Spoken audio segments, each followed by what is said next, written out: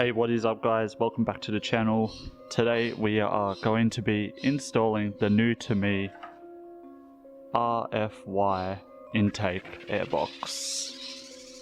This is not the video we had planned for this week. Today I wanted to test out my GoPro and do a POV, but as you can see, the weather is pretty bad today. Very windy, very rainy and wet. And sorry about the birds again, they always like to start talking as soon as I record, but yeah, we will go on. We will be removing this intake, which from my research I believe it might be Blitz intake, I'm not sure. And we will be putting in this one, which will look so much better and will protect the pod filter from heat soak, or try to. As you can see, it will fit like this in the engine bay, which will look very nice. Of course, this is just the lid. We've got a lot more to do. We've got to remove all of that. I did try and do a test fit before, so we're probably going to have to remove this strut tower too because it's a little bit tight. But before we do any of that, we'll come back to our bench and we've got to drill holes into this adapter because, as you can see, we are missing the pod filter that came with this because I bought this secondhand. And from the pictures, which I'll show right now, it looks like the pod filter is glued in or something. I have no idea how it mounts onto this from like the factory, but I don't really want to glue a pod filter into this intake, so I got this adapter. We'll just be drilling the holes into each corner and putting this on, and we've got our brand new K&N pod filter here to go with this, so let's do that first. So first thing we're going to be doing is getting the holes onto this, and this is probably the scariest part because if I stuff this up I don't have another one of this. But what we've got to do is basically line this up with this and work out where we're going to drill the holes, maybe asking how am I going to work out this. And if there's one thing Mighty Car Mods taught me,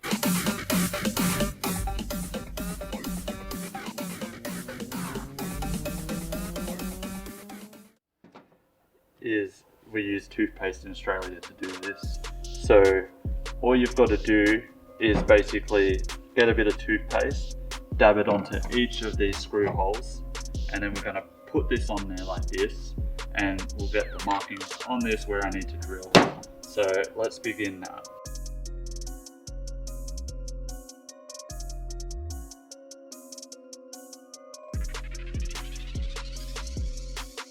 Alright, we have the toothpaste on the screws now. So now all we need to do is wipe it off my hands, get this, and carefully line it up as best as I can just by eyeballing it.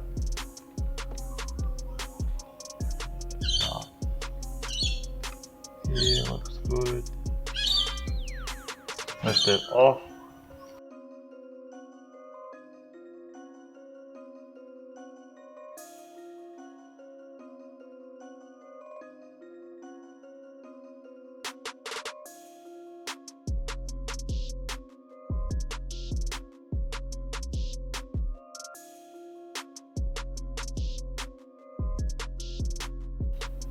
That one's pretty good.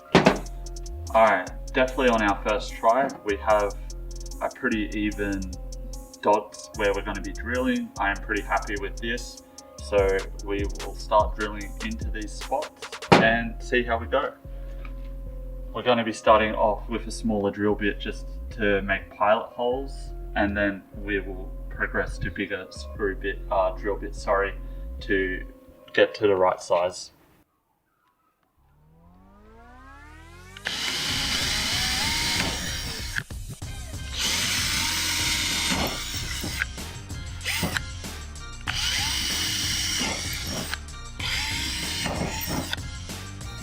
Alright, we have our 4 pilot holes, as you can see. Let's just do a test lineup. Pretty good to me. So we will do some bigger holes.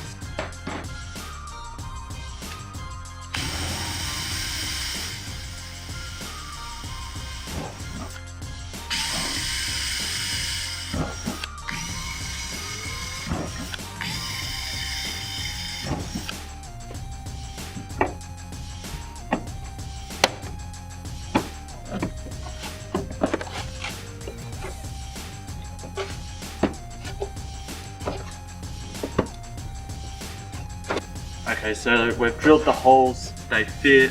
We ended up going to a 6.5mm drill bit to get it to this.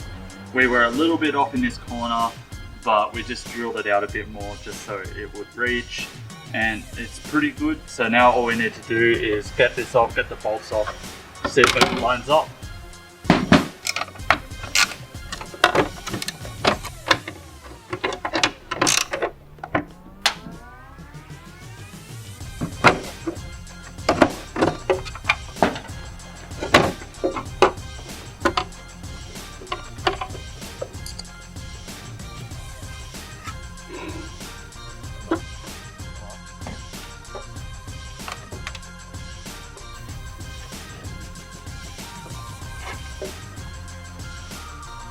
As you can see, we got it on.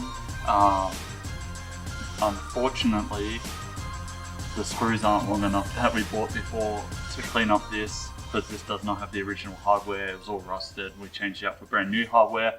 Unfortunately, the screws are too short for this. Mission failed. We'll get them next time. So we are going to have to try and find longer screws.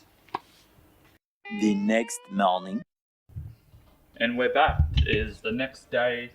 We forgot that yesterday was a public holiday, so unfortunately we couldn't go to our nuts and bolts store because naturally they were closed. But we have gone there today and we have gotten our new bolts. As you can see, these are the old ones and these ones are the new ones. You can see that they're much longer, so it's going to work much better. So we will get back to the install. Alright, so first up we just got to put the O-rings back, or washers, whatever you want to call them, back onto these longer bolts just so it doesn't scratch the carbon fiber neck.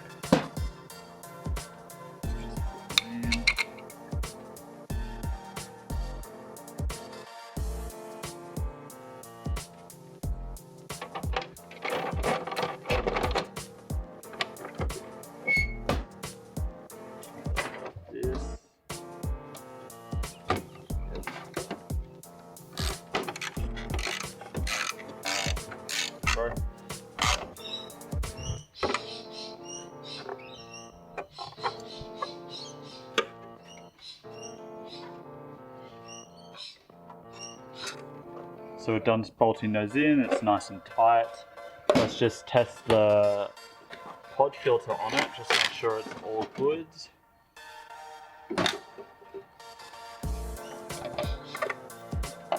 Fits on like a glove, as you can see. That's kind of the look. And just imagine it with the lid on. That plate actually works very nicely. But we've got to take it back off for now because I don't think we'll be able to install this with this on while trying to fit it in. So I'll put it back in the box just for now. And let's move over to the car now and remove the current pod filter. So this pod filter is very easy to remove. All you've got to do is unscrew this, unbolt this one down here. We've got to be careful because there's a ring piece down there that will drop if you're not careful. Alright, it's loosened enough. Just do the rest by hand and try and grab that ring.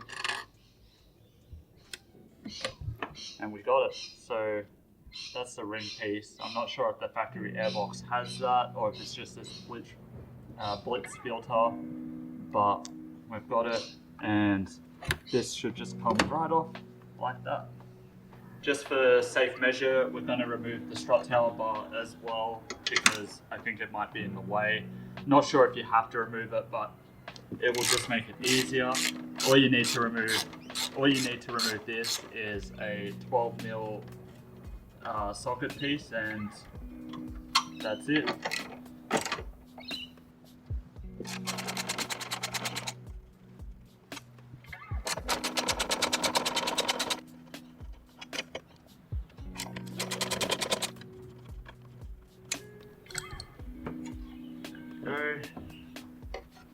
Now we're going to try to put in this piece first. It should just hopefully slot straight in. Try and line it up.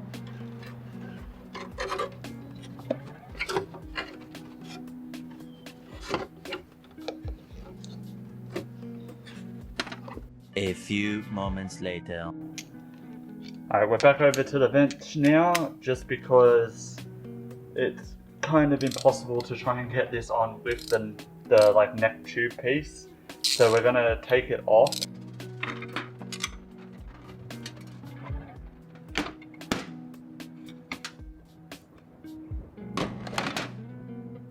So we'll push in this first, because it might be easier without the box attached to it.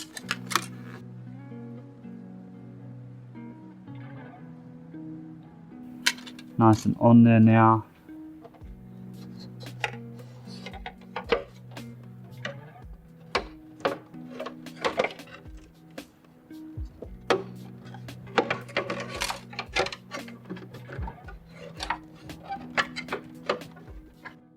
Alright, so now that we've done a test fit and it's fitting all right, we'll undo these bolts, which is what it's going to mount to.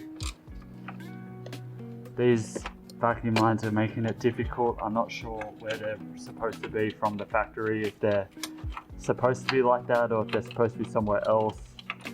I don't know, but we'll just make do with what we have.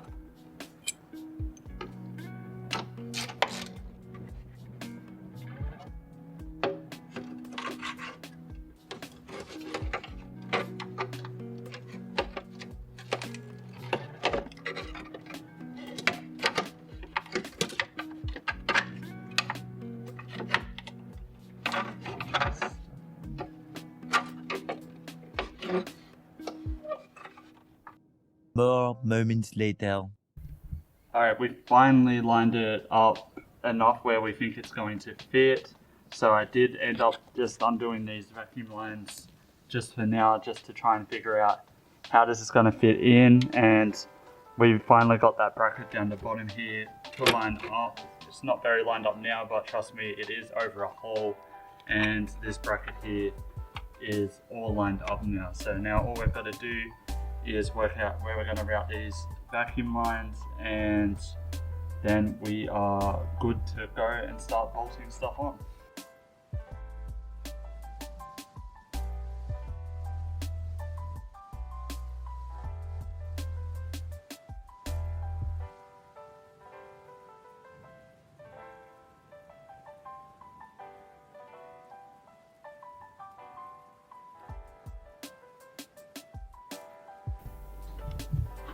Alright, so with a bit of playing around, we've just routed the vacuum lines through there and then around here, and then this one's going underneath the intake. So yeah, and it doesn't look like it's kicking it. We did look at some pictures on Google, and a lot of people just deleted these vacuum lines, but I'm not sure what these vacuum lines do, so I don't want to delete them just in case. If you guys know, if anyone's watching that knows, let me know in the comments. We'll continue on and bolt down the brackets. Alright, so we've just gotten the brackets bolted in, this one here and the one under here. Now all we've got to do is line up this piece with this and try and get it all bolted in.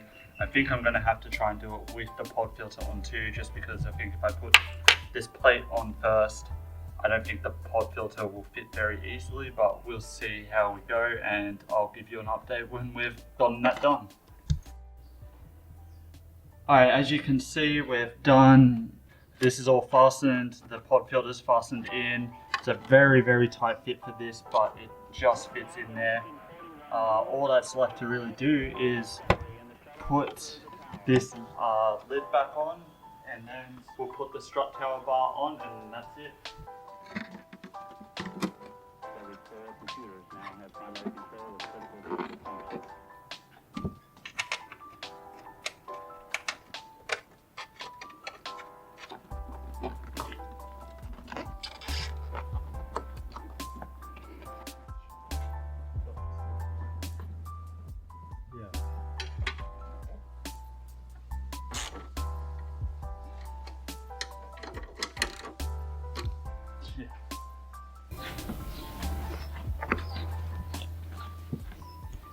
And we are all done. So as you can see, it is pushed out a little bit.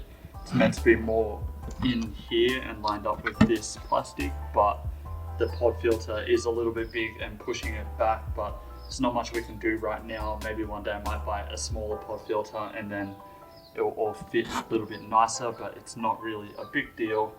It looks a lot nicer than the other one that was in though. Anyway, we'll quickly get a sound test to hear the induction noise, and that will be it.